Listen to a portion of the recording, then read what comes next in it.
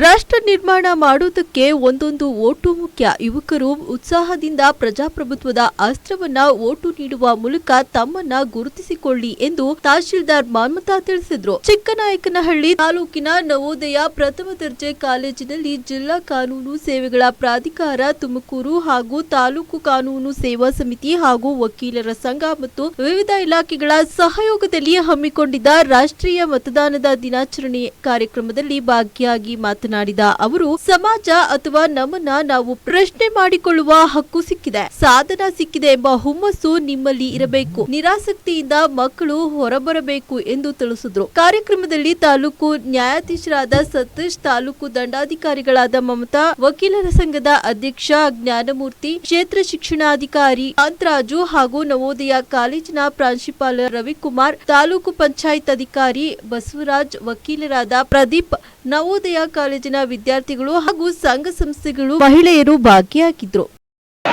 ಮತ್ತು ಧರ್ಮ, ಜನಾಂಗ, ಜಾತಿ, ಮತ, ಭಾಷೆ ಅಥವಾ ಯಾವುದೇ ಪ್ರೇರಣೆಗಳ ದಾಕ್ಷಿಣ್ಯಗಳಿಂದ ಪ್ರಭಾವಿತರಾಗಿ ಸ್ವೀಕರಿಸುತ್ತೇನೆ.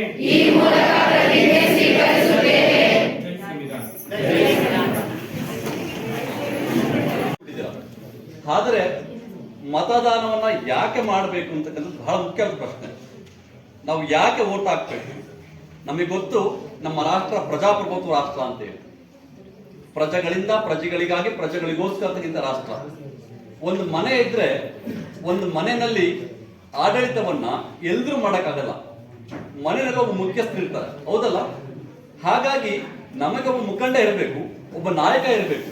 ಅವ್ರನ್ನ ಆಯ್ಕೆ ಮಾಡ್ತಕ್ಕಂಥ ಗುರುತರ ಜವಾಬ್ದಾರಿ ನಮ್ಮದಾಗಿರುತ್ತೆ. ಯಾಕೆ ಆಯ್ಕೆ ಮಾಡಬೇಕು? ನಮಗೆ ಮೂಲಭೂತ ಸೌಕರ್ಯಗಳು ಬೇಕು, ಹೌದಲ್ಲ? ಒಂದು ಹಾಸ್ಪಿಟಲ್ ಬೇಕು, ರಸ್ತೆ ಬೇಕು, ಚರಂಡಿ ಬೇಕು, ಹೌದಲ್ಲ? ವಸತಿ ಬೇಕು, ಪ್ರತಿಯೊಂದು ಮೂಲಭೂತ ಸೌಕರ್ಯಗಳೆಲ್ಲ ಬೇಕು. ಆ ಸೌಕರ್ಯಗಳನ್ನ ಪಡ್ಕೊಳ್ಳಿಕ್ಕೆ ಒಬ್ಬ ನಾಯಕರು ಬೇಕು. ನಾವು ಕಟ್ಟತಕ್ಕಂಥ ತೆರಿಗೆ ಹಣದಲ್ಲಿ ಡಾಕ್ಟರ್ ಮನಮೋಹನ್ ಸಿಂಗ್ ಪ್ರಧಾನಮಂತ್ರಿ ಆಗಿದ್ದಾಗ 2011ನಲ್ಲಿ ಅದನ್ನ ಈ ಒಂದು ಏನು ನ್ಯಾಷನಲ್ ವೋಟರ್ಸ್ ಡೇ, ರಾಷ್ಟ್ರೀಯ ಮತದಾನ ದಿನಾಚರಣೆಯನ್ನು ನಡೆಸ್ಕೊಂಡ್ ಬರಬೇಕು ಅಂತ ಡಿಸೈಡ್ ಮಾಡ್ತಾರೆ. ಏನಕ್ಕೆ ಡಿಸೈಡ್ ಮಾಡ್ತಾರೆ ಅಂದ್ರೆ ಅದು ಮುಖ್ಯ ರೀಸನ್ ತಿಳ್ಕೋಬೇಕಾಗಿರೋದು. ಇವತ್ತಿನ ನಾವು ಹೇಳೋದು ಇಂಪಾರ್ಟೆಂಟ್ ಪಾಯಿಂಟ್ ನೀವು ಗಮನದಲ್ಲಿ ಇಟ್ಕೋಬೇಕು. ಯಾಕೆಂದ್ರೆ 2011ನಲ್ಲಿ ಎಷ್ಟು ಜನ 18 ಇಯರ್ಸ್ ಆಗಿದ ತಕ್ಷಣ ತನ್ನ ಮತದಾನವನ್ನು ಮಾಡಬೇಕು ಅನ್ನೋಕ್ಕೋಸ್ಕರ ಅಲ್ಲಿ ಎನ್ರೋಲ್ಮೆಂಟ್ ಮಾಡಿಸ್ತಾ ಇದ್ರು ಅಂತ ನೀವು ಕನ್ಸಿಡರ್ ಮಾಡಿದ್ದಾರೆ. ಬರೀ 20% ಅಷ್ಟೇ ಜನ ಇದ್ದಿತ್ತು. ಎಷ್ಟು ಜನ? ವಾಯ್ಸ್ ಬರಬೇಕು, ಸಂಡೇ ಇವತ್ತು. ಸೊ 20% ಜನ ಮಾತ್ರ ಎನ್ರೋಲ್ಮೆಂಟ್ ಮಾಡಿಸ್ತಿದ್ರು. ಸೊ ಇದೇ ರೀತಿ ಆಯ್ತು. ಏನಾಗುತ್ತೆ ಅಂದ್ರೆ ಹಳೇ ಮತದಾರರು ಯಾರು ವೋಟ್ ಹಾಕ್ತಿರ್ತಾರೆ ಅವ್ರಿಗೆ ವೋಟ್ ಹಾಕ್ತಿರ್ತಾರೆ. ಸಮಾಜದಲ್ಲಿ ನಮ್ಮ ದೇಶ 1947ರಲ್ಲಿ ಸ್ವತಂತ್ರ ಪಡೆದ ನಂತರ ಅದನ್ನು ಆಳಬೇಕಾದಾಗ ಎಲ್ಲ ಅಂಗಸಂಸ್ಥೆಗಳು ರಚಿತವಾಗ್ತವೆ.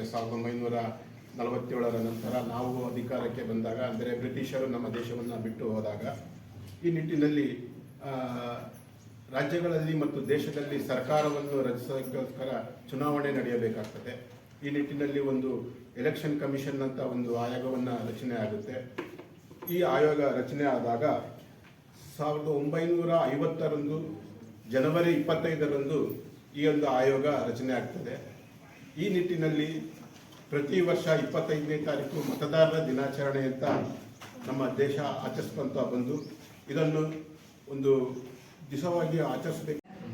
ನಿಮ್ಮ ಭವಿಷ್ಯ ಹೇಗಿರಬೇಕು, ಈಗ ಸರಿಯಾದ ಏನು ಹೇಳ್ತೀರೋ ಪೀಕಲ್ಲಿ ಇದ್ದೀವಿ ಅಂತ ಹೇಳ್ತೀವಲ್ಲ, ಹಾಗೆ ನೀವು ಮುಂದೆ ನಿಮ್ಮ ಗುರಿ ಏನಿದೆ, ನಿಮ್ಮ ಸಾಧ್ಯ ನೀವು ಏನು ಮಾಡಬೇಕು ಅನ್ನುವಂತಹ ಪೀಕಲ್ಲಿ ತಾವು ಬಂದು ಕುತ್ಕೊಂಡಿದ್ದೀರಾ.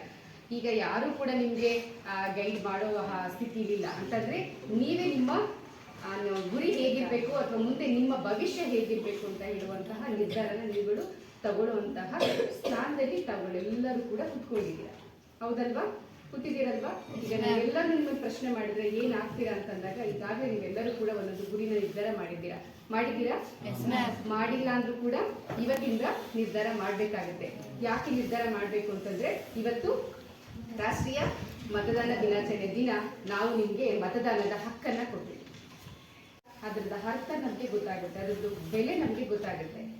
ಮತದಾನ ಹಕ್ಕು ಕೇವಲ ಈಗ ನಾವು ಹೇಗೆ ಹೇಳ್ತಾ ಇದ್ವಿ, ಚುನಾವಣಾ ಆಯೋಗ ನಿಮ್ಮ ಮನೆ ಬಾಗಿಲಿಗೆ ಬಂದು ನಾವು ಇದನ್ನ ವೋಟರ್ ಲಿಸ್ಟ್ ನಿಮ್ಗೆ ಕೊಡ್ತಾ ಇದ್ದೀವಿ, ಮತದಾನದ ಹಕ್ಕನ್ನ ನಿಮಗೆ ಕೊಡ್ತಾ ಇದ್ದೀವಿ, ಇಷ್ಟು ಸುಲಭವಾಗಿ ಸಿಕ್ಕಿರಲಿಲ್ಲ. ಇನ್ನು ಎಷ್ಟು ರಾಷ್ಟ್ರಗಳಲ್ಲಿ, ರಾಜ್ಯಗಳಲ್ಲಿ ಮತದಾನಕ್ಕೋಸ್ಕರ ಹೋರಾಟಗಳು ನಡೀತಾ ಇದೆ. ಹಾಗೆ ನಮ್ಮ ದೇಶದಲ್ಲೂ ಕೂಡ ಹಲವಾರು ಹೋರಾಟಗಳು ಆಗಿದೆ. ಸ್ವತಂತ್ರ ಪಡ್ಕೊಳ್ಳೋದಕ್ಕೆ ನಮ್ಮ ದೇಶದಲ್ಲಿ ಹೇಗೆಲ್ಲ ನಮ್ಮ ಹಿರಿಯರು ಸ್ವತಂತ್ರ ಹೋರಾಟಗಾರರು ಹೋರಾಟ ಮಾಡಿದ್ರು, ಹಾಗೆ ಮತದಾನ ಹಕ್ಕನ್ನ ತಗೊಳ್ಳೋದಕ್ಕೆ ಹೋರಾಟಗಳು ನಡೆದಿದೆ. ತಾವುಗಳೆಲ್ಲ ಇತಿಹಾಸ, ನಿಮ್ಮಲ್ಲೇ ಕೂಡ ರಾಜಶಾಸ್ತ್ರ ಉಪನ್ಯಾಸಕರಿರೋದ್ರಿಂದ ಅವರೆಲ್ಲ ನಿಮ್ಗೆ ಈ ಥರ ಎಲ್ಲ ನಿದರ್ಶನಗಳನ್ನ ಹೇಳಿದ್ದಾರೆ ಅಲ್ವಾ, ಏನೆಲ್ಲ ಹೋರಾಟಗಳಾಗಿದೆ.